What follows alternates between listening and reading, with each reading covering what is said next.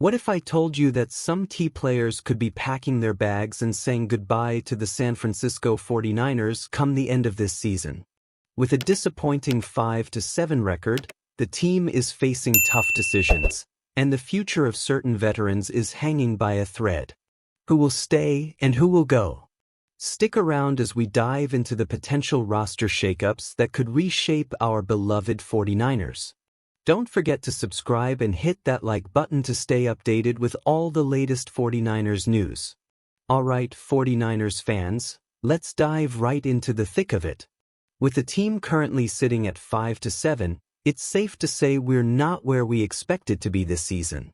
The injuries have piled up, and the subpar performances have plagued our chances to make a playoff push.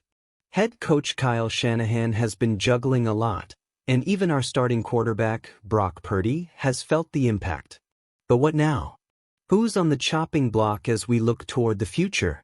First off, let's talk about Chris Conley. The veteran wide receiver just hasn't been able to find his footing this season. With only one reception for a mere 4 yards through 10 games, it's hard to see how he fits into our plans moving forward.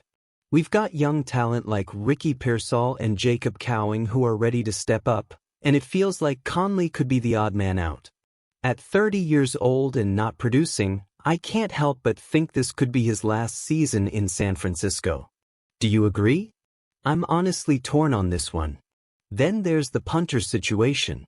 Mitch Wishnowsky and Pat O'Donnell have both struggled mightily. The special teams are ranked in the bottom 5 for average punt yards, and it's hurting our defense by giving opponents great field position. Wishnowsky is on injured reserve, and even before that, he was averaging just 45.2 yards per punt, ranking him 30th in the league. O'Donnell, stepping in as a backup, hasn't fared much better either. With those stats, it's hard to see how either can stick around next season. Are we ready to say goodbye to both? Personally, I think a change is needed here, and I'm curious to see who the team might bring in. Next on the list is Brandon Allen, who has slipped to 3rd on the depth chart. His recent performance against the Packers was less than stellar, and with a quarterback rating of just 34.8, it's clear he hasn't found a rhythm. The 49ers may be looking for a more mobile option, especially after seeing how effective Purdy can be when he scrambles. Allen's familiarity with the team might not save him, and it's hard to see him sticking around unless there's a significant turnaround. How do you feel about our quarterback depth? Do you think we need to bring someone in for competition? I want to hear your thoughts.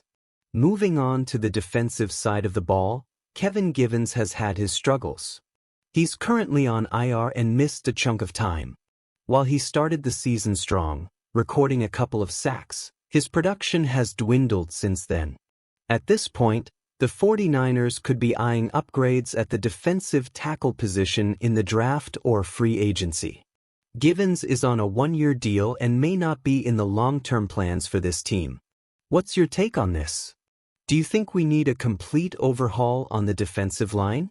As we assess these potential roster changes, it's essential to consider how they shape our future. The decisions made now will have lasting impacts on our chances to compete next season. The 49ers have been a powerhouse in the NFC, but with the current state of things, we need to be strategic about our moves. Are we ready to make those tough calls? I know it's a sensitive topic, but it's crucial for the team's success moving forward. So, what do you think about these potential roster changes? Are we on the right track, or are there decisions you disagree with?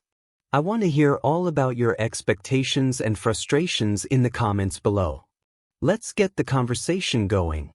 The San Francisco 49ers are in a bit of a tough spot right now, folks. Coming into this Sunday's game against the Chicago Bears with a record of 5-7, the pressure is palpable.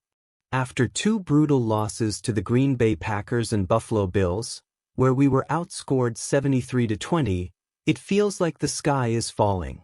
But let's take a step back and listen to what Coach Kyle Shanahan has to say. He's keeping his focus on a game-by-game approach. During a recent interview with Greg Papa on NBC Sports Bay Area, Shanahan laid out his strategy for the rest of the season. He emphasized the importance of taking it one game at a time, saying, "I don't even think about getting 2 in a row, because 2 in a row doesn't matter." You know what? I respect that mindset.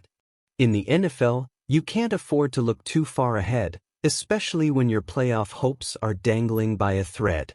Looking at our upcoming match against the Bears, it's crucial for us to secure a win. Shanahan knows that we likely need to win most, if not all, of our remaining 5 games to keep our postseason dreams alive. It's a stark contrast to where we were just a season ago, making the playoffs 3 years running and coming off that heartbreaking overtime loss in Super Bowl 58. It's hard to reconcile that with our current situation, but it's the reality we're facing. Now, let's not underestimate the Bears. They may have a worse record at 4-8, but they're still a team with potential, especially with Caleb Williams poised to be a game-changer in the upcoming draft. Shanahan is right to stay focused and not overlook them or the looming matchup against the Rams in Week 15. He pointed out some critical areas we need to address if we want to beat Chicago: stopping the run, protecting the football, and creating turnovers. Shanahan highlighted that we've allowed a staggering 389 rushing yards over the past 2 weeks. That's unacceptable. It's clear we've been careless with the football, and we simply can't afford any more mistakes. With everything at stake, it's time to tighten up. Shanahan is also keen on getting back to playing football that he, and we, can be proud of. He wants to see the team elevate its collective process. That's not just about winning, it's about playing smart, disciplined football.